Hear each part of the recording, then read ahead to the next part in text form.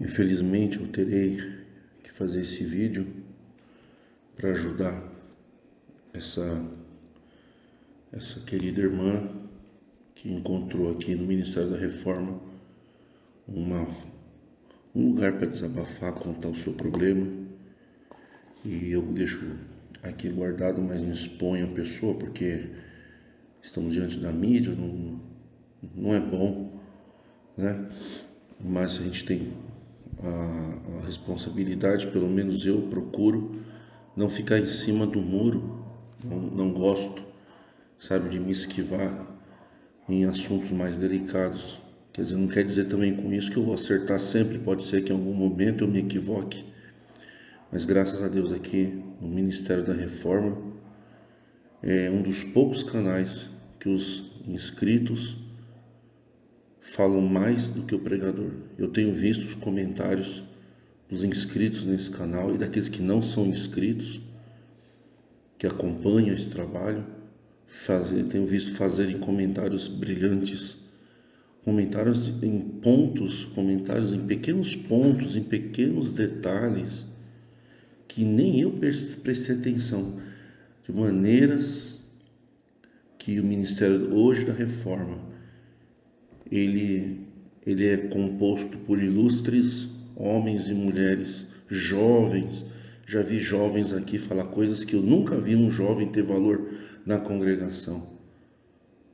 Pessoas idosas que não têm dinheiro, que são pobres, são descartadas na igreja, nem recebem visita, são pessoas assim que não têm mais utilidade. Bom, já não tinha antes, mas pelo menos tinha coleta, é um inútil que dá coleta. Se a pessoa com uma certa idade, a igreja descarta como não tem uma utilidade, exceto se for ancião, né? Ancião vitalício, aí sabe como é que é. E infelizmente na congregação existe uma aparência de que tudo é bonito, aquelas luzes do templo, o povo sentado separado, de terno, bem arrumado, seus sapatinhos lustrosos, seus vestidos bem feitos, vestido até o joelho, grande coisa, né? Grande coisa, mulheres de cabelo comprido e vestidos da moda de 1930, né? Da elite do tempo do Brasil Café, onde as damas da sociedade andavam de vestido e os homens com seus chapéus e seus ternos. Aí Deus, né, veio depois dos anos 70 e mandou, falou que não podia mais usar chapéu, né? Um Francisco ia de chapéu, agora não pode usar chapéu que é vaidade. Vocês são muito retrógrados e equivocados e tem uma aparência de piedade, mas nega a eficácia delas. Quem olha vocês pensa que vocês são santos por causa das roupas, mas essa beleza do templo milionário, templos de 5, 10 milhões, esconde o verdadeiro lado obscuro dessa igreja, que por muito tempo foi considerada uma igreja e hoje na mídia tornou-se uma das piores seitas malignas que existem em território brasileiro, uma das doutrinas escravagistas da mente. Não existe nenhuma igreja que discrimina mais a mulher do que a congregação, mas nem os testemunhos de Jeová, nem os mormons, que eram tão criticados, desceram tão baixo quanto os anciãos da congregação, na liderança de um povo idólatra. E vocês abafam os maiores escândalos que vocês querem mostrar na mídia, que vocês são uma igreja perfeita, que os casamentos não existe divórcio, que tudo é confirmado por Deus, que Deus controla tudo, Deus está no controle da podridão, Deus abafa crime na Polícia Federal, Deus abafa o crime dos parentes do ministério, do ancião. E vocês falam que não é para dar escândalo na obra de Deus. Vocês são um escândalo na obra de Deus. Que a obra de Deus é as pessoas. Vocês colocaram a obra de Deus como se fosse a própria congregação, o próprio ministério vitalício, soberano e cortador de liberdade.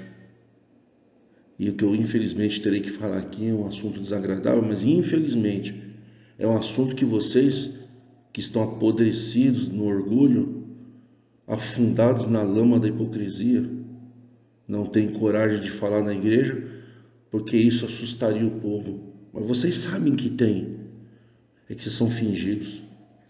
Infelizmente esse caso aqui acontece com mais frequência do que se pode imaginar. Portanto, eu decidi responder o e-mail da prezada amiga da Reforma, em público, preservando a sua família desse grande vexame. Cadê o anjo do Salmos 91? Vocês estão sempre com pessoas passando fome. Cadê o Senhor, meu pastor, nada me faltará? Cadê o anjo que protege o povo da congregação? Protege dos homicídios, protege dos crimes. Cadê o Espírito Santo dos batizados na CCB? Em que vocês são melhores do que os outros? A paz de Deus, irmão Ricardo, conheci seu canal há pouco, as escamas dos meus olhos começaram a cair, comecei a enxergar quanta hipocrisia existe dentro da CCB.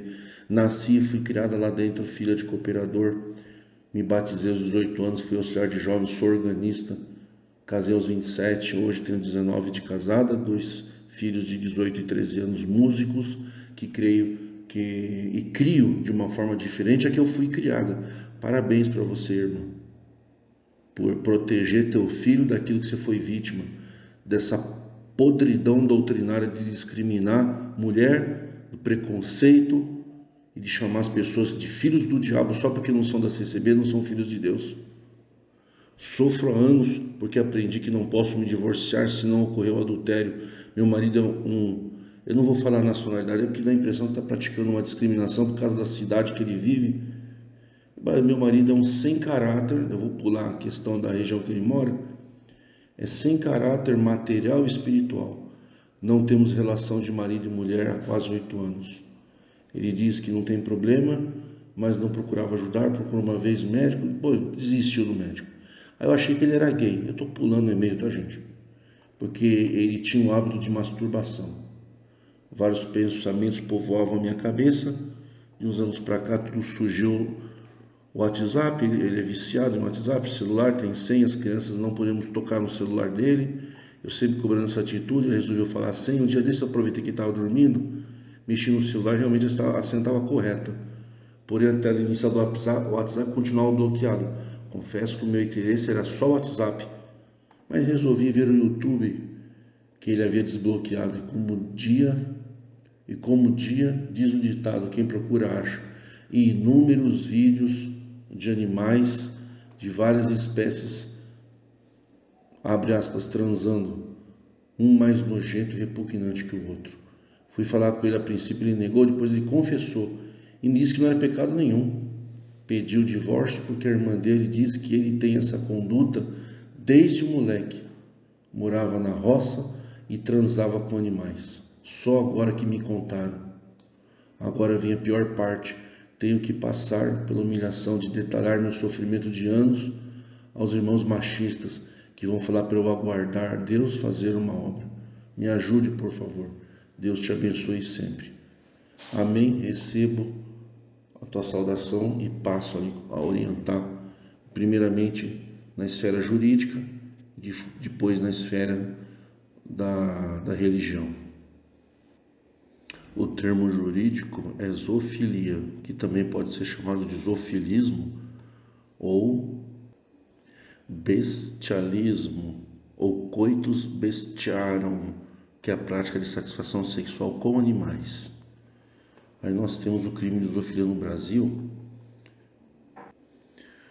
Nós temos projetos de lei que estão tipificando a conduta, em especial no Código Penal, mas nós já temos previsão no artigo 32 da Lei de Crimes Ambientais, que trata, abre aspas, praticar ato de abuso, maus tratos, ferir, mutilar animais silvestres, domésticos ou domesticados, né? o ato de abuso é considerado, então, a relação sexual é um ato de abuso, tá? Então, essas pessoas são enquadradas nesse crime do artigo 32. A pena é de 3 meses a 1 ano e multa. Mas nós temos uma outra tipificação penal que eu vou passar para a irmã. A questão é que o chamado sexo, que não conta com o consentimento do animal, né, que o machuca, inclusive pode machucar o animal, tem isso também, né, pode render então a prisão, tá? Então o que eu quero dizer para a irmã, em termos jurídicos, é que animal não é pessoa, tá? Na congregação só permite o adultério, né, o crime não, né, o ato de adultério sexual entre pessoas, tá? O adultério, a previsão é o que é adultério? A previsão legal é que quem quebra o pacto de fidelidade sexual entre pessoas, tá? Animal não é pessoa. Então, no caso, analisando friamente a doutrina da congregação, não seria pecado passivo de divórcio a zoofilia, que embora é um crime, mas não é um ato de adultério, porque o adultério é só se for com homem e com mulher, tá? Então, qual é o problema? O problema é que na congregação só permite o divórcio por adultério. Se o ministério tratar esse caso como adultério, eles estarão tratando um animal como uma pessoa, como um ser humano. Então, na realidade, a congregação está numa sinuca nesses casos. Tem vários casos na congregação de zoofilia. Aliás, tem muitas pessoas que praticam zoofilia em casa e não sabem que é crime, tá? Ficam vendo animais terem relação, se masturbam vendo animais e outros praticam com animais mesmo, tá? Tudo isso é crime, tá? É uma bizarrice sexual, tá? Não é algo normal e nem algo que a lei defenda, tá? Pelo contrário, a lei defende o animal do ser humano. Tanto é que se você mata um animal, você vai preso sem fiança, dependendo das circunstâncias, tá? Criminais, tá? Então, na realidade, a congregação, não que a congregação apoie isso, não diria, não seria injusto de dizer isso, mas a congregação só diz que pode divorciar por adultério e fazer sexo com o animal não é adultério porque o animal não é uma pessoa. Então, você vai estar diante de uma questão que pode ser que o ministério da tua região considere adultério. Por quê? Porque pela falta de estudo e conhecimento gostam de resolver as coisas sem o conselho dos advogados. Tem muitos advogados que dão conselho para o ministério não aceita o conselho do advogado. Não é que os advogados da igreja são errados, é que eles dão conselho para o ministério e o ministério não aceita. O ministério é soberano. O conselho do advogado, eles não são obrigados a aceitar.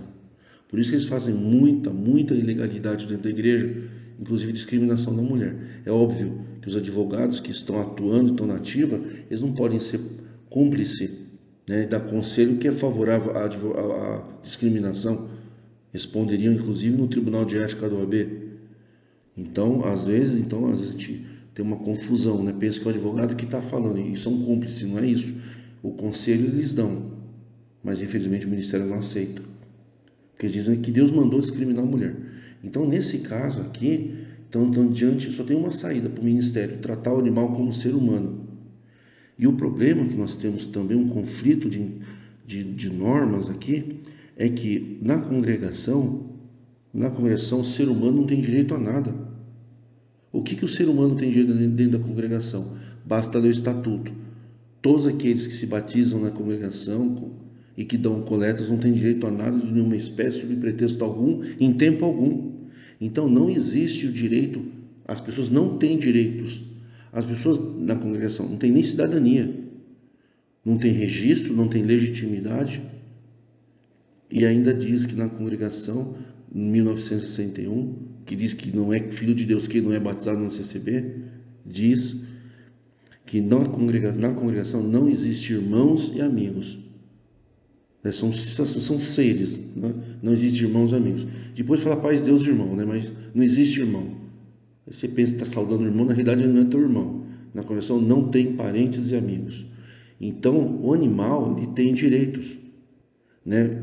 Você maltratar o animal tem direitos, chama direito dos animais, né?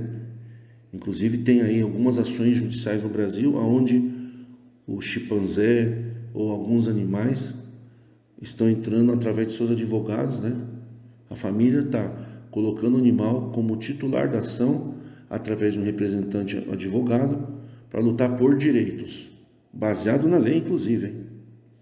Então, hoje no Brasil, um animal tem mais direito do que uma pessoa dentro da congregação, né? Os animais, as aves, eles têm uma importância para a fauna, para a flora, né?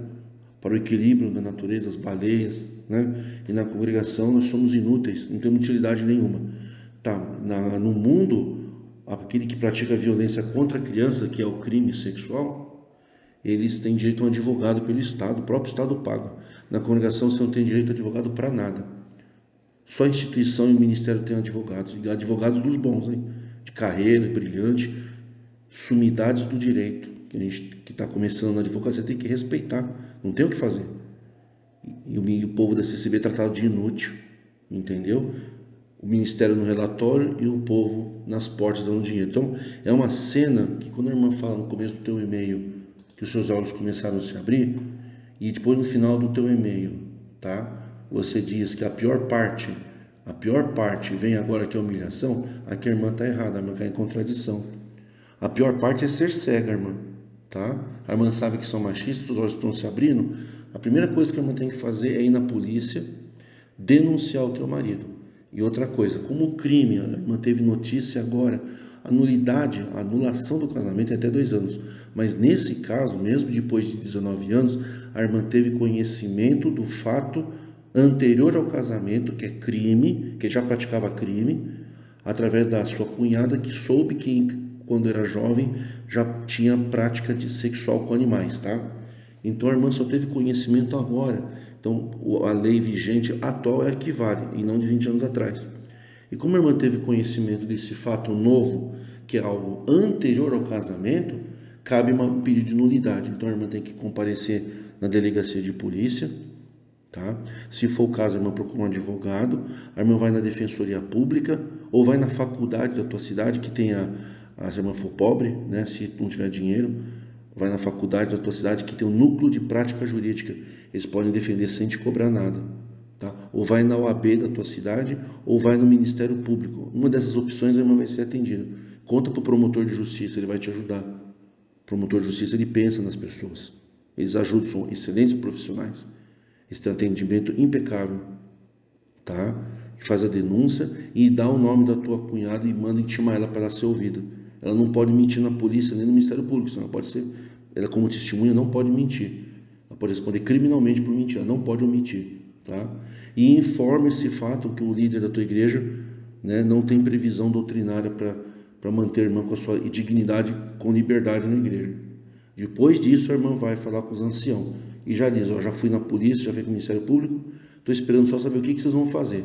Se vocês vão me cortar a liberdade, eu vou pedir para o Ministério Público chamar vocês para esclarecer o motivo, né? Porque aí eles explicando para o Ministério Público, isso fica registrado.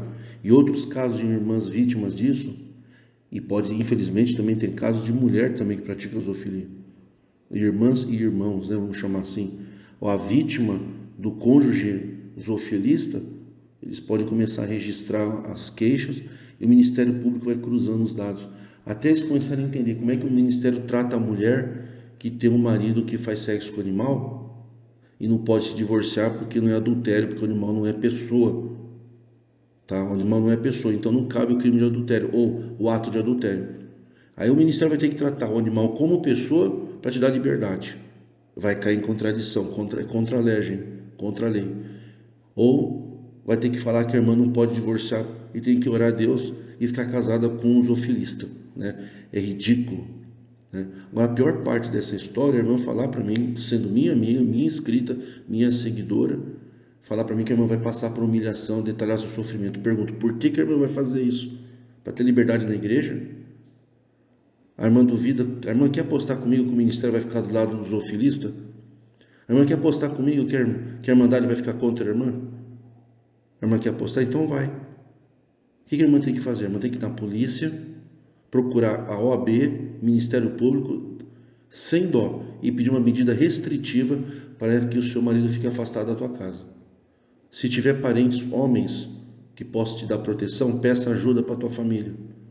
peça ajuda policial e afaste-se imediatamente. Lembrando-se que na congregação não ensina a usar camisinha e a irmã ficou vários anos tendo relação sexual, embora ele não fez mais ultimamente, mas o período que a irmã teve relação com ele, a irmã teve então uma conjunção carnal com quem tinha conjunção carnal com o animal, correndo risco de doenças.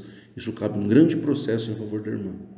Para a irmã não ter que dividir todo o seu patrimônio com ele, a parte dele fica então por indenização pelos danos causados ao seu corpo, à sua dignidade e ao vexame que a irmã vai se submeter. Se submeter a vexame, a irmã vai passar pelo... Porque o vexame é ele, não é a irmã. A irmã é vítima. Mas infelizmente estamos numa sociedade hipócrita.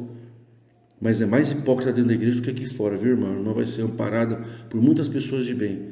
Não fique esperando reconhecimento, amor nesse povo, nesse ministério que a irmã não vai encontrar, a irmã vai se machucar. A irmã já está machucada, vai se machucar mais ainda para quê? O que os anciãos têm para te dar? Será que nesses 20 anos de casado ou antes de casar, o ministério de Deus não apontou para eles? Ó, não casa com aquele homem que ele é zoofilista? Cadê a palavra de Deus revelada? Revela a porta de emprego e não revela que tem a porta para o diabo que a irmã vai abrir na tua vida? De colocar um criminoso desse, se cair na cadeia, os presos vão querer questioná-lo sobre isso. Mas nem no crime aí aceita uma coisa dessa, né? Nem no mundo do crime. E como é que Deus confirma uma palavra dessa? Como é que a pessoa está dentro da igreja e Deus não protege as mulheres de casar com os zofilistas e vice-versa? A irmã está numa grande ilusão, irmão. A pior parte não é a humilhação. Humilhar, a irmã já foi humilhada.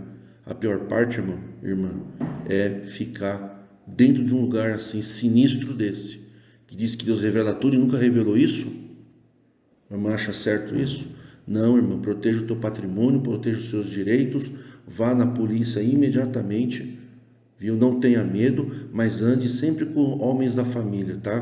Perto da irmã, tá? Porque pelo visto é o tipo de crime que não está envolvendo violência contra a irmã, né? O crime contra a irmã diretamente, né? Indireto, né? Mas não é direto.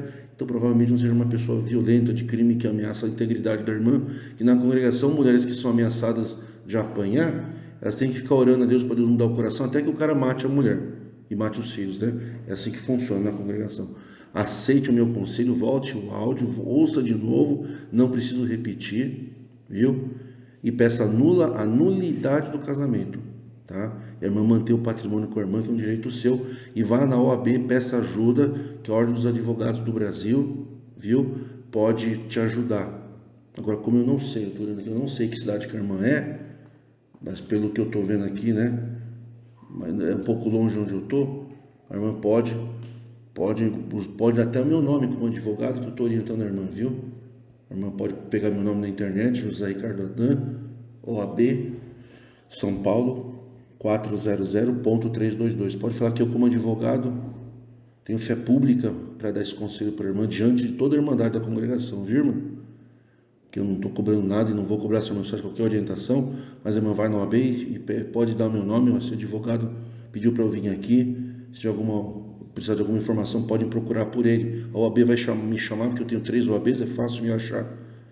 Eu vou falar para eles a doutrina da congregação, para como eles podem fazer para proteger a irmã desta pessoa, do seu marido, e proteger a irmã do ministério, viu? E se a irmã quiser também levar, depois que resolver tudo, a irmã levar ao conhecimento da tua família sempre, não esconda da tua família. A irmã levar no Poder Judiciário é bom para a irmã se proteger o teu patrimônio, proteger teus filhos. Mas a irmã não se expõe em Facebook, Instagram, na rede social, não expõe o nome dele nas redes sociais. Esse processo é um processo com segredo de justiça. A irmã não expõe a ele, viu, irmã? Até mesmo ir para o ministério, vai expor ele no ministério. Ele precisa responder criminalmente de um tratamento psiquiátrico, tá? E conhecer um pouquinho os bastidores de uma delegacia, de um poder judiciário, da vara criminal, para entender como é que no Brasil aqui, quem manda não é ancião, não. Aqui nós temos o poder judiciário e a Constituição para proteger a irmã. Advogado, Ministério Público está à disposição da irmã na sua cidade. Tá bom, irmã? Fica com Deus e repense os seus valores. Será que vale a pena levar isso para o ministério? Já não chega o que a irmã passou, a irmã quer ainda tomar mais pancada desse ministério, né? Eu não vou dizer o nome, para não prejudicar o áudio. Tá bom, irmã? Faz como eu falei, que é o melhor para a irmã. Siga o meu conselho e não exponha publicamente o teu marido. Não exponha, trate isso no sigilo, preserve a imagem dele, para a irmã também comportar-se como uma verdadeira mulher reformada. Tá? Trata isso dentro da lei, mas com sigilo de justiça para a irmã. Também não fica contando isso para os outros, somente dentro da família. Tá bom, irmã? Aceite meus conselhos, que é o melhor para a irmã.